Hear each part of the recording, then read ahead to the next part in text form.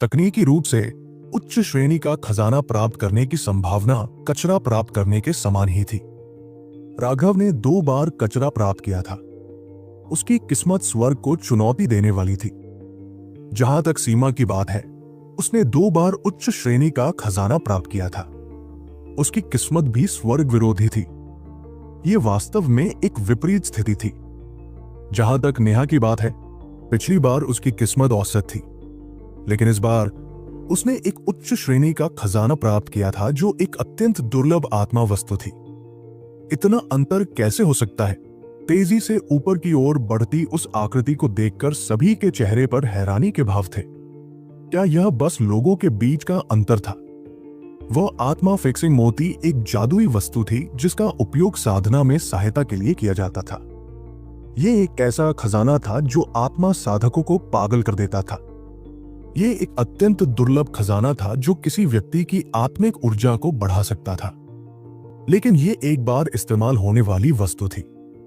एक बार इसके अंदर की ऊर्जा खत्म हो जाने पर यह टूटकर बिखर जाती थी।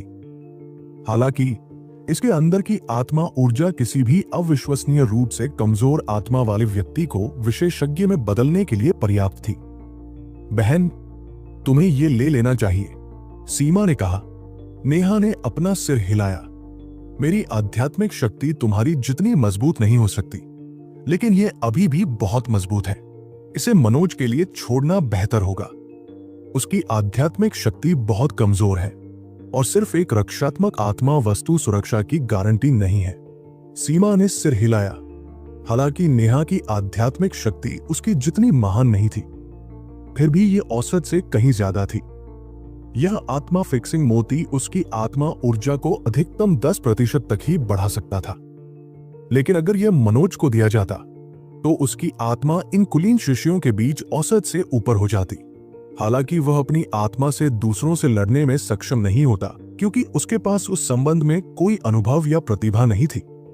कम से कम वह आत्मा विशेषज्ञों द्वारा तुरंत नहीं मारा जाता। सीमा ने पीछे मुड़कर मनोज और बाकी लोगों की तरफ देखा।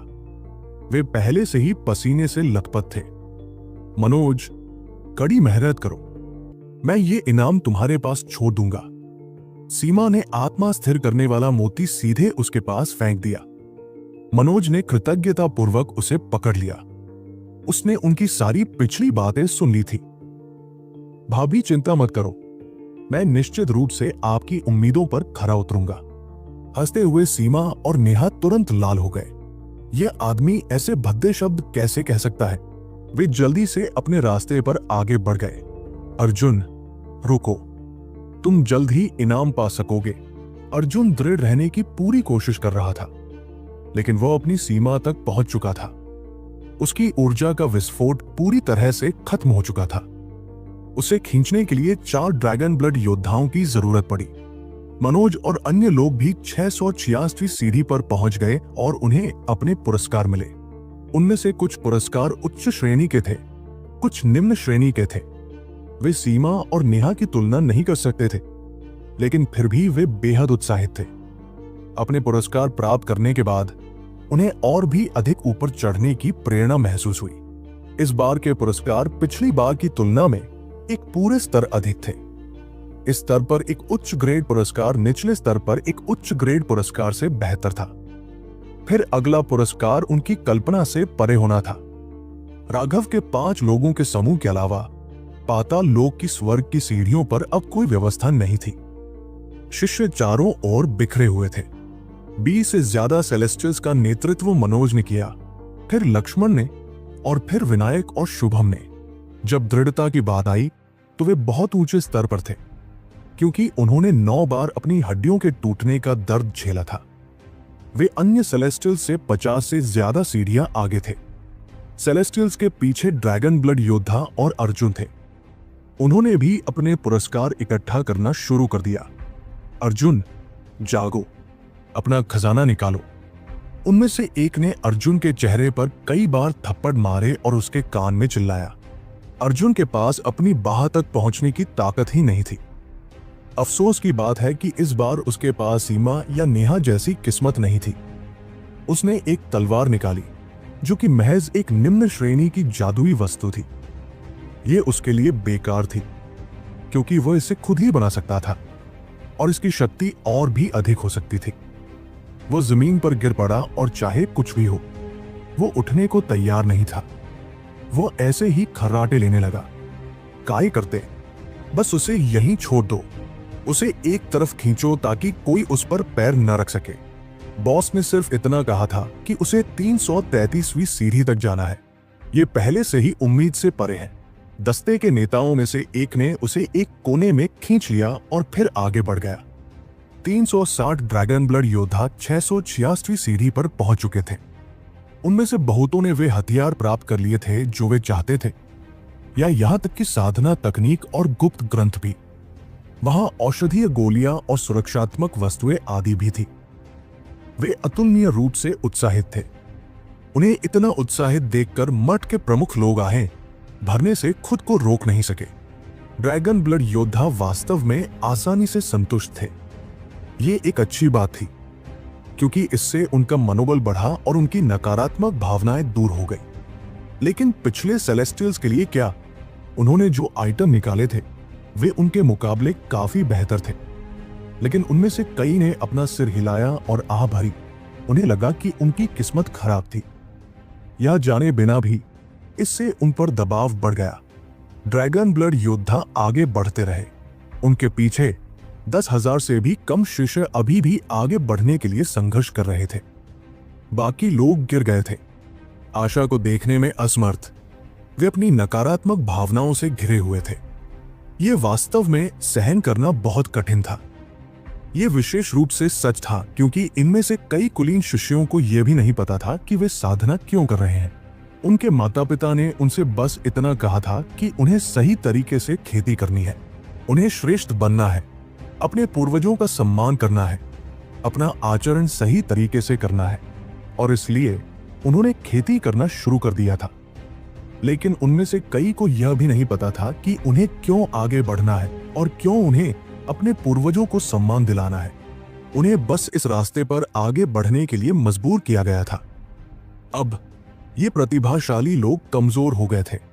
उनके परिवारों की परिस्थितियां जितनी अच्छी थी, उनकी उत्पत्ति और स्थिति जितनी बड़ी थी, उनका पतन उतना ही आसान था। तुलनात्मक रूप से गरीब मूल के लोगों की इच्छा शक्ति मजबूत थी। यह स्थिति हर बार तब होती थी जब पाताल लोक की स्वर्ग सीढ़ियां सक्रिय होती थी, इसलिए यह अब कोई नई बात नहीं रह गई थी। जुआनटियन दाओ संप्रदाय की एकमात्र जिम्मेदारी उन्हें साधना का माहौल देना था। उनके पास प्रत्येक शिष्य को सही तरीके से जीवन जीने के तरीके सिखाने के लिए जनशक्ति या संसाधन नहीं थे। इसके अलावा उनकी शिक्षाएं एक ही होती थी: साधना करो, अपने साथियों के बीच श्रेष्ठ बनो, अपने पूर्वजों को सम्मान दो और खुद को सही तरीके से आचरण करो। लगभग आधे शिष्य 333वीं सीढ़ी तक नहीं पहुंच पाए थे। जो पास हो गए थे उनमें से 90% 686वीं सीढ़ी तक नहीं पहुंच पाए थे, और अंत में 686वीं सीढ़ी तक पहुंचे 5,000 लोगों में से पांचवा हिस्सा अपना इनाम लेने के बाद सीधे गिर पड़ा। इसका एक कारण शायद ये था कि जो खजाना उन्होंने प्राप्त किया था उससे उन्हें आगे बढ़ने की कोई प्रेरणा नहीं मिली थी, और इसलिए उनमें वो उत्साह खत्म हो गया था। यह जानते हुए भी कि प्रत्येक अतिरिक्त सीढ़ी चढ़ने का मतलब अधिक लाभ होगा, वे बहुत थक गए थे।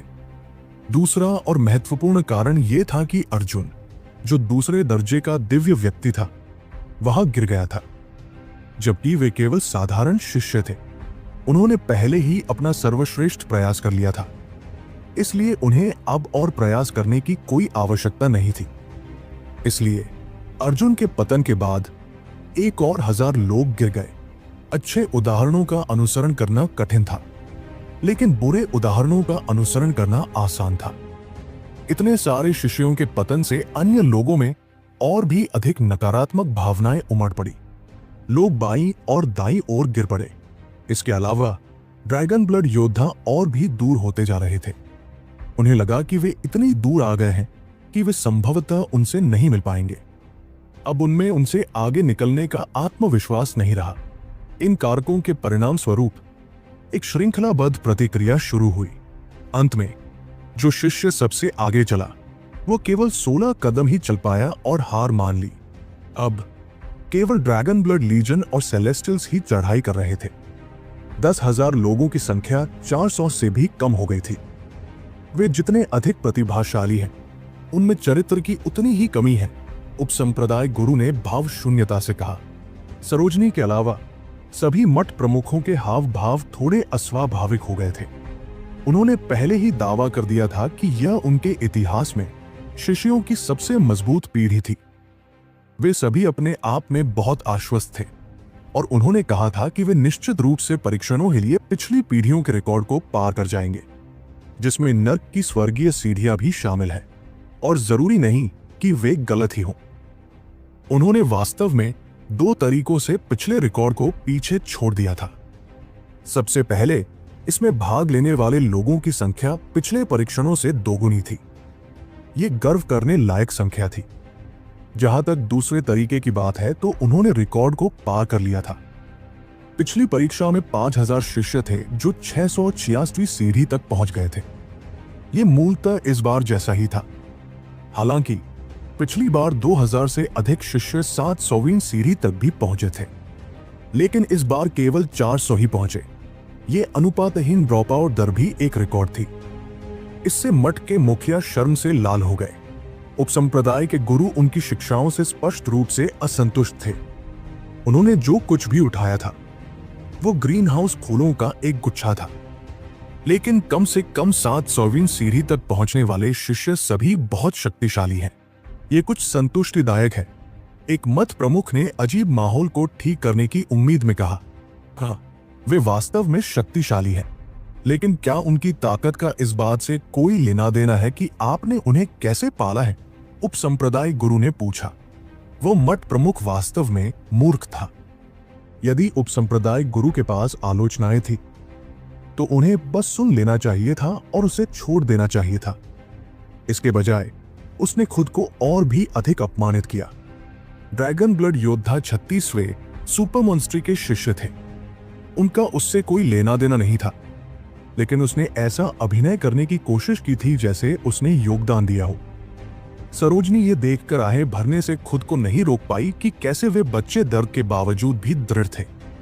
इस शक्ति को पाने के लिए उन्हें कितना कष्ट सहना पड़ा था। वे 900वीं सीढ़ी पर पहुंच गए हैं। पाताल लोक की स्वर्गीय सीढ़ियां एक बार फिर कांप उठीं। राघव का समूह पहले ही 900वीं सीढ़ी पर पहुंच चुका था और सभी की निगाहें उन पर केंद्रित थी।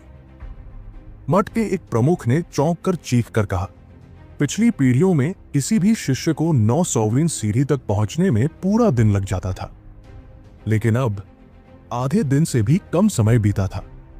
इन मठ प्रमुखों ने भी एक बार पाताल लोक की स्वर्ग सीढ़ियां देखी थी, इसलिए वे जानते थे कि यह कितना भयानक था। आप जितना ऊपर जाते उतनी ही कठिनाई होती। उनमें से सबसे मजबूत केवल 780वीं सीढ़ी तक ही चढ़ पाया था। उन आकृतियों को देखकर उपसंप्रदाय गुरु भी भावुक हो गए। वे 5 आकृतियां सभी डरावनी थी। बेशक सबसे डरावनी थी राघव। राघव के कपड़े पसीने से भीगे हुए थे और वह जोर जोर से सांस ले रहा था। सबसे ज्यादा दबाव उसी पर था, लेकिन ड्रैगन ब्लड योद्धाओं का मनोबल बढ़ाने के लिए वह केवल अपने दांत भींचकर आगे बढ़ सकता था। उसने एक भी कदम पीछे हटने से इनकार कर दिया। बाकी लोगों की हालत भी उससे ज्यादा अच्छी नहीं थी। वे सभी हांफ रहे थे और पसीने से लथपथ थे। वे अपनी थकावट छिपा नहीं पा रहे थे। दबाव से ऐसा महसूस होता था जैसे पहाड़ उन्हें कुचल रहे हों। यह कोई भ्रम नहीं था, बल्कि सच्चा दबाव था। यह क्रूर परीक्षण मन और शरीर दोनों की परीक्षा थी। तुम पहले से ही थक गए हो, फिर मैं तुम कमीनों को थकाकर मार डालूंगा। राघव भी बहुत थक गया था, लेकिन यह देखकर कि दूसरे कितने थके हुए थे, उसे अंदर से बहुत आराम महसूस हुआ। बस उसने एक अतिरिक्त कदम आगे बढ़ाया। सेतुपति और अन्य लोगों के हाव भाव बदल गए। पहले वे सभी 900वीं सीढ़ी पर थोड़ा रुकने के लिए मौन सहमति में थे। इससे उन्हें इस दबाव को समायोजित करने और थोड़ा ब्रेक लेने का मौका मिलेगा ताकि वे और ऊपर चढ़ सके। लेकिन राघव ने आगे बढ़ने की पहल की थी। उनके पास अपने दांत भींचने और आगे बढ़ने के अलावा कोई विकल्प नहीं था। उन्हें अभी उससे लड़ने की इच्छा थी, लेकिन इससे दूसरों को ही फायदा होगा। अरे, थक जाना अच्छा है। ऐसा नहीं है कि मैं ही अकेला थक रहा हूं। मेरे साथ 4 लोगों का होना इसके लायक है। यह राघव का खुद को तसल्ली देने का तरीका था। उसे एक तरह का परपीड़क सुख महसूस हो रहा था और हर कदम के साथ उसका मूड बेहतर होता जा रहा था। उन्हें बिना सांस लिए चढ़ते देख सभी लोग चौंक गए। उपसंप्रदाय गुरु की अभिव्यक्ति थोड़ी अजीब थी। अपनी दृष्टि से वह तुरंत बता सकता था कि वे क्या सोच रहे थे। इन दिनों के युवा वाकई दिलचस्प थे, लेकिन इस तरह की जल्दबाजी अच्छी बात नहीं थी। जब तक वे एक बार में शीर्ष पर चढ़ने में कामयाब नहीं हो जाते, उन्हें अंततः रुकने के लिए मजबूर होना पड़ेगा। और अगर उन्हें रुकने के बजाय रुकने के लिए मजबूर किया जाता है, तो वे अपनी नकारात्मक भावनाओं से घिर जाएंगे और वे एक भी कदम आगे नहीं बढ़ पाएंगे। उनके पीछे सीमा और नेहा पीले और पसीने से तर थे, लेकिन उनकी आंखें अभी भी कठोर और दृढ़ थी। वे राघव का पीछा करेंगे। वे और मजबूत होते जाएंगे। वे उसके लिए बोझ नहीं बनना चाहते थे। उनकी सबसे बड़ी इच्छा थी कि एक दिन वे उसकी रक्षा कर सके, जिस तरह उसने उनकी रक्षा की थी। केवल वे ही जानते थे कि राघव कितना थका हुआ था। उसने कभी नहीं बताया कि उसे कितनी तकलीफ हुई, क्योंकि उसका कहना था कि इससे कोई फायदा नहीं है। उसके पास भरोसा करने के लिए कोई सहारा नहीं था और वह केवल अपने आप पर ही भरोसा कर सकता था। आमतौर पर राघव बिना सोचे समझे एक बदमाश की तरह काम करता था, लेकिन केवल उसके सबसे करीबी लोग ही जानते थे कि उसे कितना कुछ सहना पड़ा था। उसे मदद की भी जरूरत थी और उसे सुरक्षा की भी। सीमा और नेहा ने हाथ पकड़कर चढ़ाई की। हालांकि वे राघव जितने तेज नहीं थे, लेकिन उनके कदम बेहद स्थिर थे। चढ़ाई का यह सबसे बढ़िया तरीका था। वे पहले ही 853वीं सीढ़ी पर पहुंच चुके थे। उनके पीछे मनोज और अन्य दिव्य प्राणी थे। मैं नहीं जा सकता, मैं और आगे नहीं जा सकता, मुझे यहीं आराम करना है।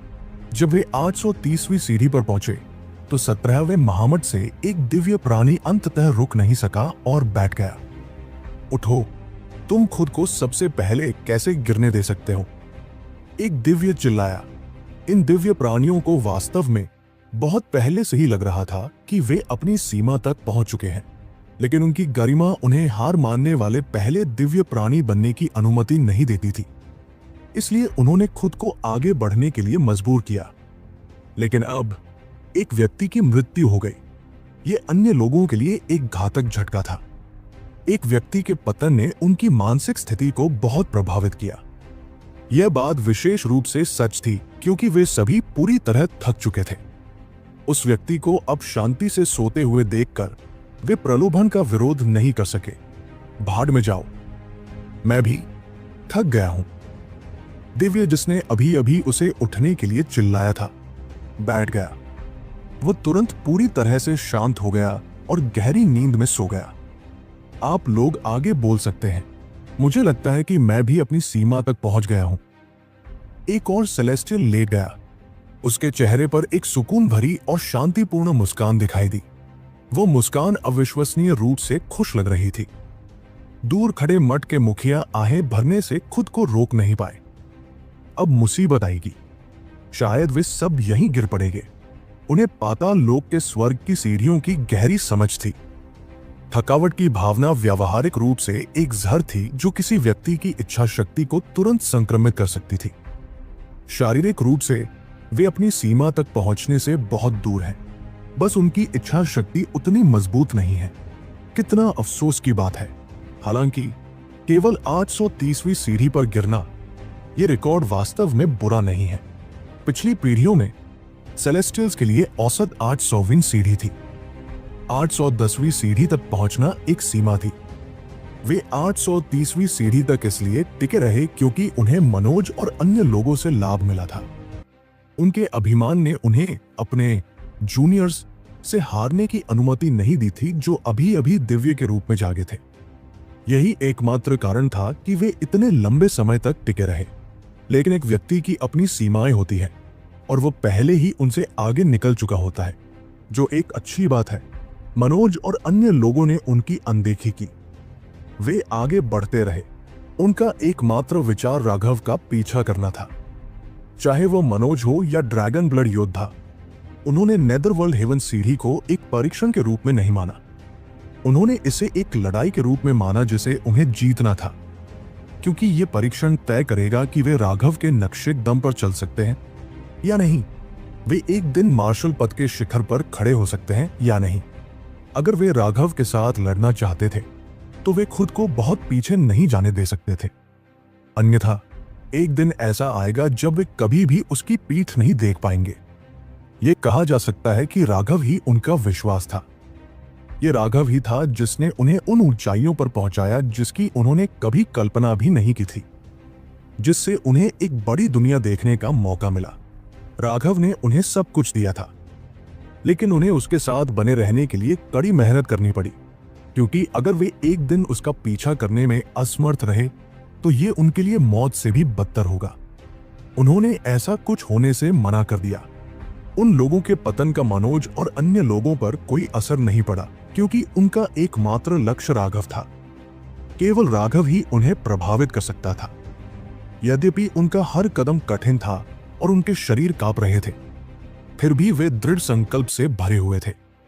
उनका हार मानने का कोई इरादा नहीं था। हे भगवान, वे भी 800वीं सीढ़ी पर पहुंच गए हैं।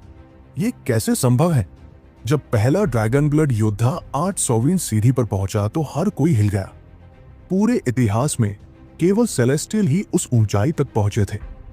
ऐसा इसलिए नहीं था कि स्वर्गीय लोगों की इच्छा शक्ति अधिक थी, बल्कि इसलिए कि स्वर्गीय दाउस उन पर पड़ने वाले दबाव को कम कर देंगे। लेकिन इन ड्रैगन ब्लड योद्धाओं के पास वो लाभ नहीं था।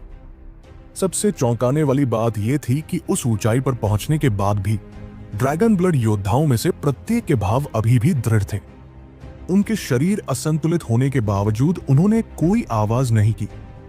पसीने से लथपथ होने के बावजूद उन्होंने बस अपने दांत भींचे। वे सभी आगे बढ़ते रहे। कितना भयानक दृढ़ संकल्प है। मत के मुखिया ने आह भरी। राघव ही स्वर्ग को चुनौती देने वाला अकेला राक्षस नहीं है, यहां तक कि उसके आसपास के सभी लोग भी राक्षस हैं। 830वीं सीढ़ी। दस्ते का एक नेता 830वीं सीढ़ी पर पहुंच चुका था। उस सीढ़ी पर खर्राटे मारते सेलेस्टियल्स को देखकर उसका शरीर कांप उठा। वो पहले ही अपनी सीमा तक पहुंच चुका है। इसके बावजूद सभी मठ प्रमुखों ने प्रशंसा महसूस की। PF50 क्या? अचानक पाताल लोक की स्वर्ग सीढ़ियों पर खून के छींटे पड़ने लगे। उस दस्ते के नेता ने एक खंजर निकाला और अपने कंधे पर वार कर लिया। तीव्र दर्द के कारण उसकी भौहें थोड़ी सिकुड़ गई, लेकिन इससे उसकी थकावट भी कम हो गई। वह थोड़ा और ऊर्जावान हो गया, जिससे वह आगे बढ़ सका। कितना निर्दयी! मठ के मुखियाओं के दिल भी धड़क रहे थे। उस दस्ते के नेता ने अपनी हड्डियों के बीच की जगह में खंजर घोंप दिया था। यह सबसे दर्दनाक जगह थी जहां नसें केंद्रित थी। केवल यातना देने में माहिर लोग ही उस जगह पर इतनी सटीकता से निशाना लगा सकते थे। अपने विरोधियों को पीड़ा पहुंचाने का यह सबसे अच्छा तरीका था। यह दर्द इतना अधिक था कि वे मौत की भीख मांगने पर मजबूर हो जाते थे। लेकिन आगे बोलने से पहले उसने केवल भौहें सिकोड़ी थी। ये बूढ़े लोग अतुलनीय रूप से सदमे में थे। उसके पीछे अन्य ड्रैगन ब्लड योद्धा भी अपनी सीमा तक पहुंच चुके थे। उन्होंने उसका अनुसरण किया, खंजर निकाले और बिना किसी हिचकिचाहट के अपने आप को सबसे दर्दनाक स्थानों पर छुरा घोंपा। वह दृश्य हड्डियों तक सिहरन पैदा करने वाला था। एक मठ प्रमुख ने प्रशंसा करते हुए कहा, आखिरकार मुझे समझ में आ गया कि वे इतने शक्तिशाली क्यों हैं। ये कोई संयोग नहीं है, ये अवश्यंभावी था। ड्रैगन ब्लड योद्धाओं के प्रदर्शन ने उन्हें दिखाया कि इच्छा शक्ति कितनी भयानक हो सकती है। ये केवल प्रतिभा नहीं थी जो किसी व्यक्ति का भविष्य तय करती थी। ड्रैगन ब्लड सेना के शीर्ष पर राघव था और सबसे नीचे ड्रैगन ब्लड योद्धा थे। उनमें से हर एक अडिग और साहसी था, जिसमें दृढ़ इच्छा शक्ति थी। अचानक आगे से एक गुस्से भरी दहाड़ सुनाई दी। सभी ने जल्दी से ऊपर देखा। पहले उनका ध्यान ड्रैगन ब्लड योद्धाओं पर केंद्रित था। इसलिए जब उन्होंने अब देखा कि राघव और अन्य कहाँ थे तो वे सभी चौंक गए।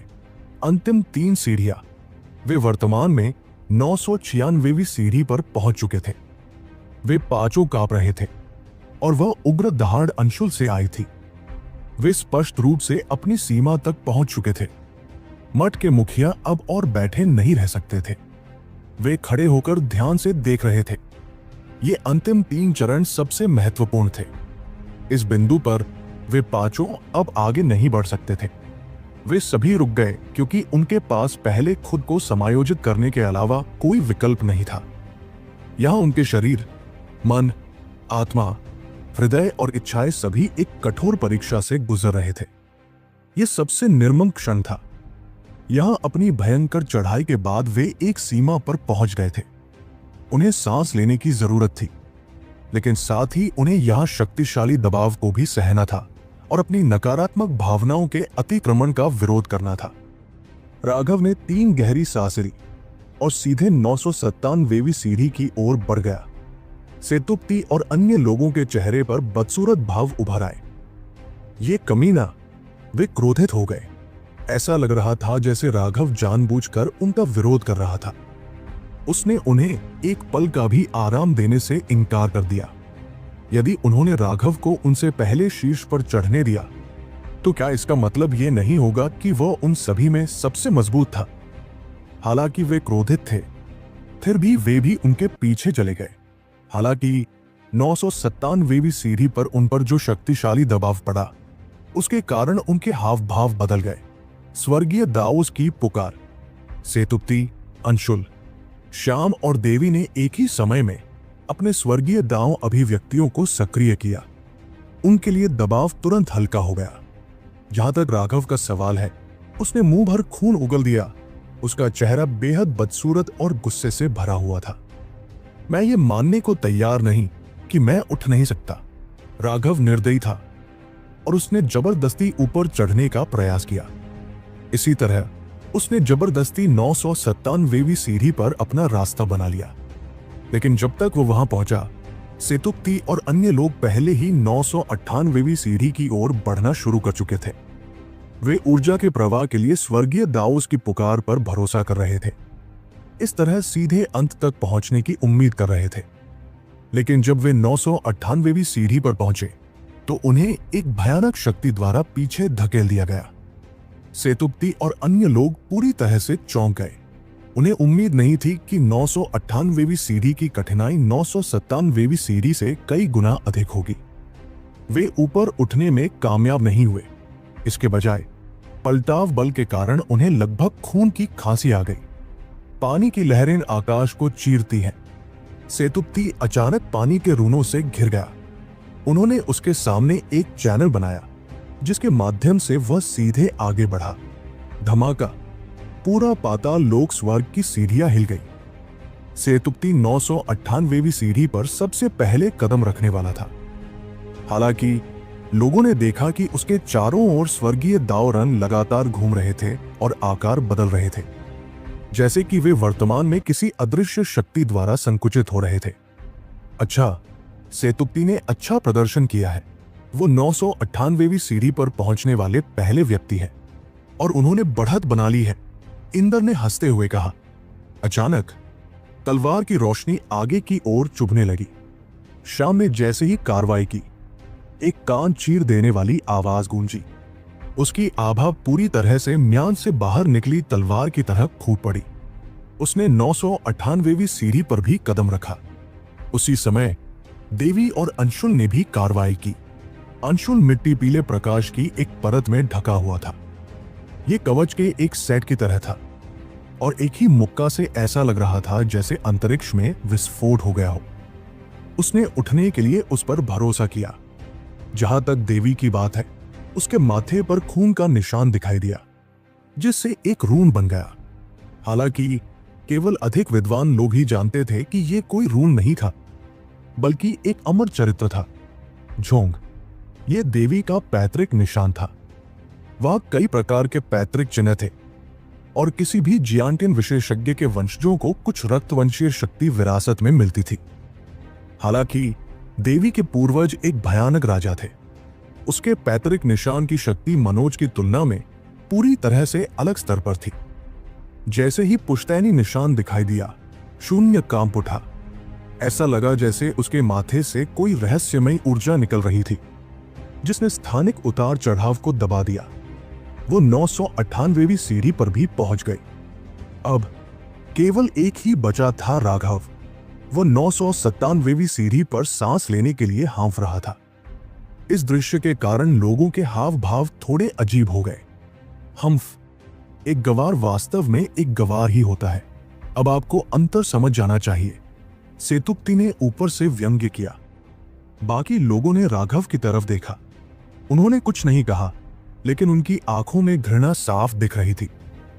रुको, कुछ गड़बड़ है। जब राघव ने सेतुपति से लड़ाई की थी तो वो विशाल इंद्रधनुषी अंगूठी बहुत शक्तिशाली थी। वो इसका उपयोग क्यों नहीं कर रहा है? कुछ लोगों ने आश्चर्य जताया। ये एक उलझन भरा सवाल था। राघव क्या सोच रहा था? वो स्पष्ट रूप से अपनी सीमा तक पहुंच चुका था, लेकिन वह अभी भी अपना तुरुप का पत्ता वापस पकड़े हुए था। हम्फ, तुम लोगों को भी स्वर्गीय प्रतिभाशाली कहा जा सकता है। ये पाताल लोक की स्वर्ग सीढ़ियां स्पष्ट रूप से इच्छा शक्ति, भौतिक शरीर और आत्मा के लिए एक परीक्षा है, लेकिन तुम जो कर रहे हो वो मूल रूप से धोखा है। और फिर भी तुम दूसरों पर तिरस्कार पूर्वक उपहास कर सकते हो। मुझे वास्तव में तुम्हारी प्रशंसा करनी होगी। तुमने अपने चेहरे को इतना मोटा कैसे बना लिया? आज मैं दिखाऊंगा कि एक सच्चा इंसान होने का क्या मतलब है और एक सच्चे साधक के पास कैसा रवैया होना चाहिए। बिना किसी तकनीक के मैं 999वीं सीढ़ी तक पहुंचने के लिए सिर्फ अपने आप पर निर्भर रहूंगा। मैं तुम बेवकूफों को दुनिया के लिए अपनी आंखें खोलने दूंगा। राघव ने व्यंग्य किया। उसकी आवाज में गुस्सा झलक रहा था। सच तो यह था कि वो बहुत गुस्से में था। उसने अभी जो कुछ कहा था वो सिर्फ गुस्से के शब्द थे। सच तो यह है कि जब उन्होंने स्वर्गीय दाओस की पुकार लगाई थी तो राघव इतना मूर्ख नहीं था कि वह अभी भी खुद को रोके रखता। उसने अपनी दिव्य अंगूठी को बुलाना भी शुरू कर दिया था, लेकिन उसने अभी अभी शुरू ही किया था और अभी तक पूरी तरह से अपनी बात कह भी नहीं पाया था कि अचानक उस पर दबाव दर्जनों गुना बढ़ गया। वो लगभग कुचलकर मर ही गया था कि उसने जल्दबाजी में उसे रोक दिया। फिर भी उसने खून की उल्टी की थी। अब जाकर राघव को एहसास हुआ कि उसकी दिव्य अंगूठी उनके स्वर्गीय दांव अभिव्यक्तियों से अलग थी। उसकी दिव्य अंगूठी कुछ ऐसी थी जो उसे आसपास से ऊर्जा को अवशोषित करने में मदद करती थी। नतीजतन आसपास की ऊर्जा उसकी ओर खिंच गई थी, जिसमें एक शक्तिशाली दबाव था जिसने उसे लगभग कुचल दिया था। राघव को अब पता चल गया था कि आज वो शायद बहुत दुखी होगा। अब जब सेतुपति ने उस पर व्यंग्य किया था तो उसे पलटवार करने का मौका मिल गया था। उसने उन्हें बिना कोई जवाब दिए नाटकीय तरीके से कोसना शुरू कर दिया। आप ठीक है, तो मुझे देखने दीजिए कि आप बिना किसी बाहरी ताकत के कैसे काम चलाते हैं, सेतुपति ने गुस्से में कहा। यह जानना जरूरी था कि 998वीं सीढ़ी तक पहुंचने के लिए उन्हें स्वर्गीय दाओस की पुकार के साथ अपनी पूरी ताकत लगानी पड़ी थी। उन्होंने यह मानने से इनकार कर दिया कि वह बिना किसी बाहरी ताकत के अपने रास्ते पर चढ़ सकता है। यह सिर्फ एक बेवकूफ का सपना होगा। वो निश्चित रूप से सिर्फ दिखावा कर रहा था। वे राघव से और कुछ कहने की जहमत नहीं उठा सके और वे 999वीं सीढ़ी की ओर बढ़ने लगे। जैसे जैसे वे करीब आते गए, उनके हाव भाव बदलते गए। उन्हें 999वीं सीढ़ी से अंतहीन दबाव महसूस हुआ और उस दबाव में मौत की घनी आभा समाहित थी। उन्हें उस दबाव से जानलेवा खतरा महसूस हुआ। दूसरे शब्दों में 999वीं सीढ़ी पर चढ़ने से उनकी मौत हो सकती थी। उन्होंने कभी सपने में भी नहीं सोचा था कि 999वीं सीढ़ी वास्तव में उनकी जान के लिए खतरा बन जाएगी। अगर वे गड़बड़ करते हैं तो वे यहां अपनी जान गंवा देंगे। यह निश्चित रूप से नकली है। वे हमें यहां कैसे मरने दे सकते हैं? मैं इस पर विश्वास करने से इनकार करता हूं। अंशुल ने नाक भौं सिकोड़ी और 999वीं सीढ़ी की ओर बढ़ गया। जब वो 999वीं सीढ़ी पर चढ़ा तो एक पारदर्शी उड़ती हुई तलवार अंशुल की ओर बढ़ी। उसने जल्दी से उसे रोक दिया। लेकिन उस उड़ती हुई तलवार ने उसकी सुरक्षा को तोड़ दिया और उसकी छाती पर 1 फुट लंबा घाव कर दिया। वे भयभीत थे। जब शारीरिक सुरक्षा की बात आई तो अंशुल सबसे मजबूत थे। उनके चारों ओर घूमने वाले रून उनके आध्यात्मिक क्यूई कवच से भी अधिक मजबूत थे, लेकिन वह तो एक ही हमले में घायल हो गया था। फिर वे लोग जो रक्षा में माहिर नहीं थे 2 टुकड़ों में कट जाएंगे, है ना? मुझे इसे आजमाने दो। सेतुपति ने हाथ बढ़ाया। एक पानी का तीर 999वीं सीढ़ी की ओर बढ़ा, लेकिन उसने पहले खुद को अंतहीन रणों से लपेट लिया। एक और उड़ती हुई तलवार निकली, जिसने पानी के तीर को तोड़ दिया और सेतुपति के पानी के रन को भेद दिया। सेतुपति को बहुत आश्चर्य हुआ। उसे उम्मीद नहीं थी कि उसके जलरून उस उड़ती तलवार के सामने पानी की तरह आसानी से छिन्न भिन्न हो जाएंगे। वह बिल्कुल भी प्रतिरोध नहीं कर पाया था। आकाश जल ढाल। उसने जल्दी से अपने सामने 3 जल ढाले बना ली, लेकिन तलवार उन्हें भेदती रही। जैसे ही तलवार उसके दिल को भेदने वाली थी, उसने अपनी ऊर्जा खो दी और गायब हो गई। सेतुपति का चेहरा पीला पड़ गया। देवी ने सुझाव दिया, हम चारों को 4 अलग अलग दिशाओं से जाना चाहिए ताकि हम देख सके कि क्या हम इसकी शक्ति को फैला सकते हैं। बाकी लोगों ने सिर हिलाया और फैल गए, लेकिन जब उन्होंने फिर से प्रयास किया तो उन चारों पर जवाबी हमले हुए और शक्ति बिल्कुल भी कम नहीं हुई। हमें जोखिम उठाना होगा। पीछे मत हटो, अपनी पूरी ताकत से हमला करो, नहीं तो यह असंभव हो जाएगा, देवी ने कहा। बाकी लोग झिझके लेकिन सिर हिला दिया। 999वीं सीढ़ी बहुत कठिन थी और तकनीक के लिए कोई जगह नहीं थी। वे केवल पूरी ताकत से आगे बढ़ सकते थे। अपने पिछले परीक्षणों से उन्होंने पाया था कि यह अवरोध अतुलनीय रूप से शक्तिशाली है। पूरी ताकत से प्रयास किए बिना वे इसे पार नहीं कर पाएंगे। आक्रमण करना। वे चारों रूने प्रकाश से चमकने लगे। अपनी सबसे मजबूत रक्षा को सक्रिय करते हुए वे 999वीं सीढ़ी पर चढ़ गए। सीढ़ियां कांप उठीं और अचानक हजारों तलवारें उड़ती हुई उन पर निर्दयतापूर्वक बरसने लगी। खून की बौछारें हुई। अनगिनत तलवारें उनके शरीर में घुस गई और वे उड़कर वापस चले गए। जुआनतियान दाओ संप्रदाय के सभी विशेषज्ञों के चेहरे के भाव बदल गए। ये कैसे हो सकता है? वे चारों बुरी तरह से 998वीं सीढ़ी पर गिर गए। वे खून की उल्टी कर रहे थे और डर से भर गए थे। उन्होंने जल्दी से अपने स्वर्गीय दाव रून को ठीक करने के लिए प्रसारित किया। अभी वे पूरी तरह से कुचले जाने से बस थोड़ी दूर थे। उस पल में उन्होंने मौत की गंध सूंघी थी। ऐसा लगा जैसे ग्रिम रीपर की दलांती उनके गले से टकरा गई हो। जुआनतियान दाओ संप्रदाय के सभी विशेषज्ञ हैरान थे। उन्होंने कभी इस स्थिति की उम्मीद नहीं की थी। ये पूर्वी बंजर भूमि के जुआनटिन शाखा संप्रदाय के इतिहास में सबसे मजबूत प्रतिभाओं का समूह था, लेकिन वे सभी 999वीं सीढ़ी के सामने रुक गए। हालांकि विशेषज्ञ अभी भी दूर थे, लेकिन उन्हें एहसास हो गया था कि हत्या करने का यह तरीका कितना भयानक था। उन्हें भी ठंड का एहसास हुआ। एक मठ प्रमुख ने शिकायत की, क्या ये उन्हें निराशा में धकेलने की कोशिश कर रहा है? जब वे उस बिंदु पर पहुंच चुके हैं, तब भी परीक्षण उन्हें पास करने की अनुमति क्यों नहीं दे रहा है? क्या हो रहा है? क्या 999वीं सीढ़ी के साथ कुछ हुआ है? क्या पिछली पीढ़ियों में ऐसे शिष्य नहीं थे जो 999वीं सीढ़ी तक पहुंचने में सफल रहे?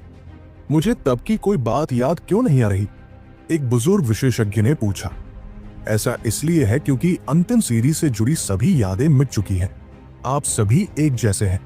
एक बार ये परीक्षण समाप्त हो जाए तो अंतिम भाग की यादें गायब हो जाएंगी, उप संप्रदाय गुरु ने कहा। उनके दिल कांप उठे। इसमें कोई आश्चर्य नहीं था कि उन्हें स्पष्ट रूप से याद था कि 999वीं सीढ़ी तक पहुंचने वाले शिष्य थे, लेकिन जब उन्होंने उस दृश्य को याद करने की कोशिश की तो वे उसे थोड़ा भी याद नहीं कर पाए। चाहे वह जुआनटिन सागर हो, 9 पाताल पथ हो या पाताल स्वर्ग सीढ़ी हो, वे सभी प्रमुख संप्रदाय द्वारा सक्रिय किए गए थे। यहां तक कि उनके पास हस्तक्षेप करने की योग्यता भी नहीं थी। अगर वे ऐसा करने की कोशिश करते तो यहाँ के कानून उन्हें तुरंत मार देते। यहाँ तक कि उप संप्रदाय गुरु भी अपवाद नहीं थे। लेकिन ये असामान्य कठिनाई तो कोई परीक्षण भी नहीं है, ये तो सिर्फ हत्या है। एक मठ प्रमुख ने चिल्लाया। एक उड़ती हुई तलवार में एक दिव्य प्राणी को मारने की शक्ति थी। अभी अभी उनमें से दसियों हजारों ने एक ही समय में गोली चलाई थी, जिससे उनमें से 4 लगभग मारे गए थे। यह सौभाग्य की बात थी कि उन्होंने पहले से ही अपनी सबसे मजबूत रक्षा की थी, अन्यथा वे पहले ही मर चुके होते। ये एक परीक्षण है, इससे हमारे कुलीन शिष्यों की मृत्यु नहीं होनी चाहिए। इसे पास करने का कोई अज्ञात तरीका होना चाहिए। उपसंप्रदाय गुरु ने भौहें सिकोड़ी। हालांकि उसने यही कहा था, लेकिन वह भी निश्चित नहीं था। इसके अलावा पाताल लोक की स्वर्गिक सीढ़ियों के अपने नियम थे। उनके पास अपनी आवाज शिष्यों तक पहुंचाने का कोई तरीका नहीं था।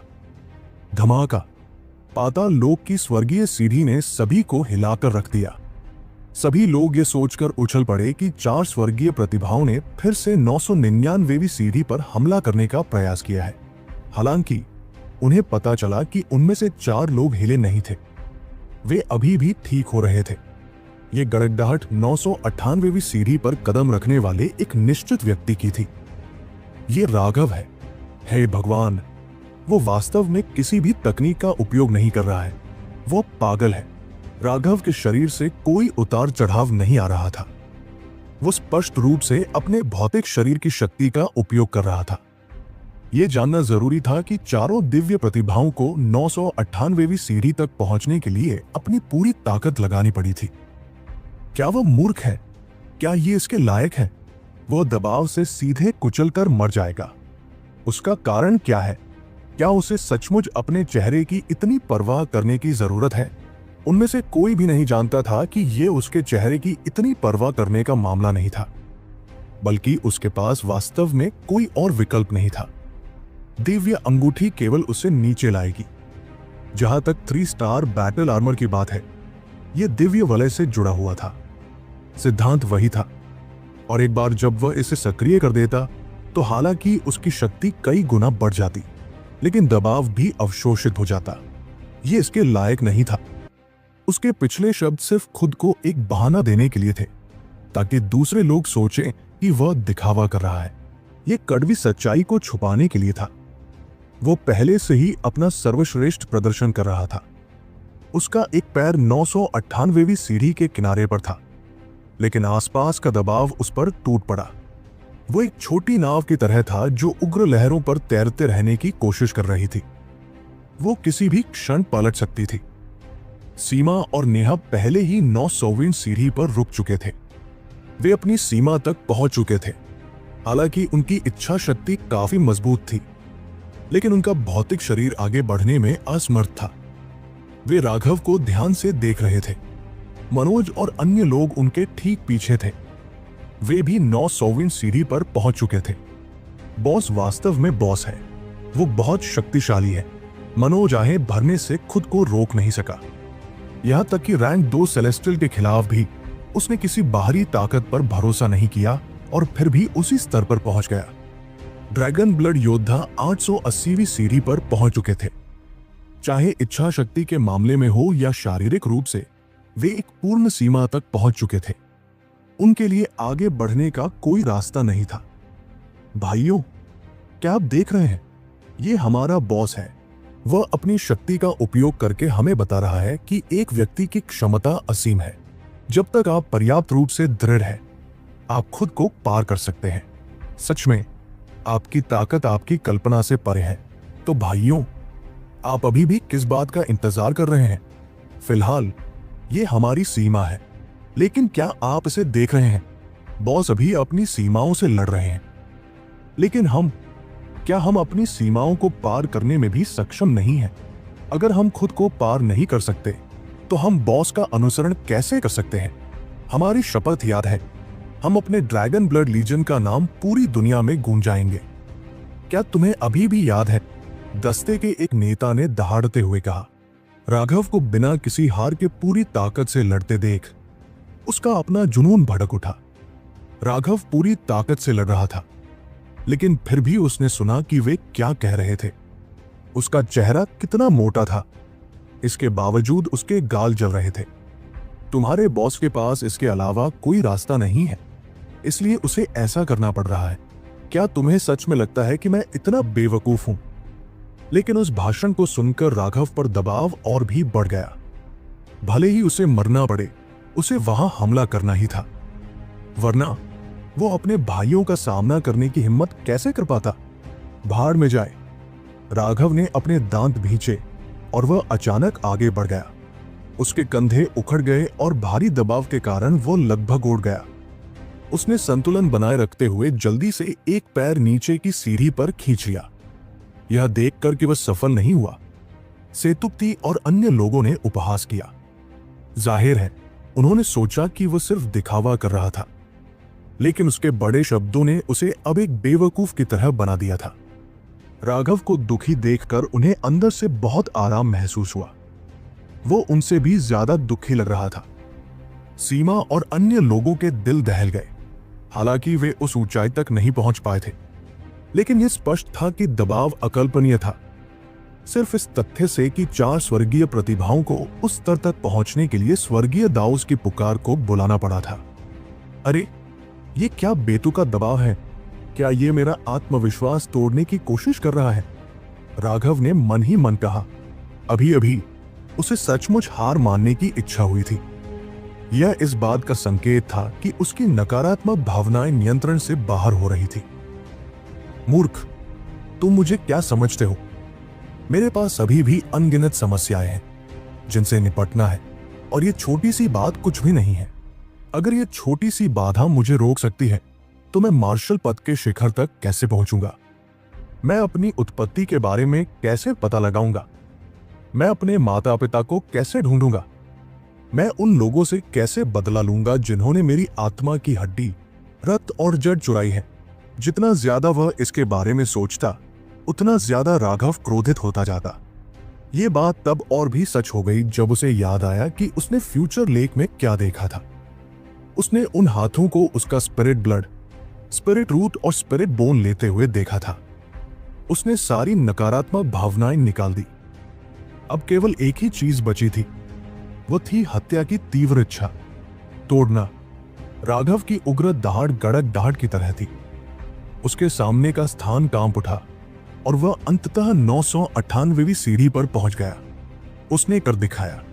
देखते हो भाइयों, बॉस ने हमें पहले ही दिखा दिया है कि हमें क्या करना है। हमला जारी रखो, अपनी सीमाओं को पार करो और खुद को भी पीछे छोड़ो। दस्ते के नेता ने चिल्लाया। अपनी सीमाओं को पार करो, खुद को पार करो। ड्रैगन ब्लड योद्धाओं की चीखें तेज होती गई। यह उस स्तर तक पहुंच गई जैसे कि आसमान भी हिल रहा हो। ऐसा लग रहा था जैसे वे पूरी तरह से पुनर्जीवित हो गए हों। अपनी सीमा तक पहुंचने के बावजूद वे आगे बढ़ते रहे। जुआनतियान दाओ संप्रदाय के सभी उच्च अधिकारी दंग रह गए। आखिर वे किस तरह के लोग थे? क्या किसी व्यक्ति की क्षमता वाकई असीमित थी? जब ड्रैगन ब्लड योद्धा 830वीं सीढ़ी पर पहुंचे थे, तो उन्होंने सोचा था कि वे निश्चित रूप से 840वीं सीढ़ी तक नहीं पहुंच पाएंगे। जब वे 840वीं सीढ़ी पर पहुंच गए, तो उन्होंने शर्त लगा ली होगी कि वे अपनी सीमा तक पहुंच गए हैं और 850वीं सीढ़ी तक नहीं पहुंच पाएंगे। फिर भी अब वे 880वीं सीढ़ी पर पहुंच चुके थे। उनमें से अधिकांश खून से लथपथ थे। उनके शरीर में सबसे दर्दनाक जगहों पर खंजर घोंपे गए थे। उन्होंने अपनी नकारात्मक भावनाओं को दबाने के लिए दर्द का इस्तेमाल किया। हालांकि सीमा तक पहुंचने के बावजूद वे एक बार फिर राघव के प्रोत्साहन से आगे बढ़ते रहे। उपसंप्रदाय गुरु ने कहा, यदि वे नहीं गिरे तो वे इस दुनिया के सबसे भयानक योद्धा बन जाएंगे। अपनी दृष्टि से वो स्पष्ट रूप से देख सकता था कि वे सचमुच अपनी सीमा तक पहुंच चुके थे, चाहे वो मानसिक हो या शारीरिक। लेकिन अब वे उन सीमाओं को पार कर रहे थे। सच तो यह है कि यह सिर्फ एक कहावत थी, क्योंकि यह मूल रूप से असंभव था। लोग जिस सीमा की बात करते थे वो आमतौर पर उनकी वास्तविक शक्ति का केवल 80% ही होती थी।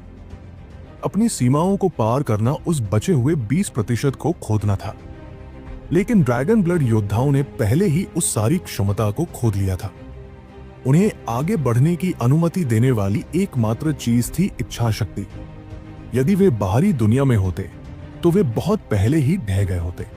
लेकिन नेदरवर्ल्ड हेवन सीढ़ी पर जब तक किसी व्यक्ति की इच्छा शक्ति काफी मजबूत थी, वे लगातार अपनी सीमाओं को तोड़ सकते थे। यह नेदरवर्ल्ड हेवन सीढ़ी का सबसे मजबूत पहलू था, जिसने इसे अंतिम परीक्षण के योग्य बनाया। क्या तुम लड़ना चाहते हो? जैसे ही राघव खड़ा हुआ, सेतुपति ने उसे घूर कर देखा।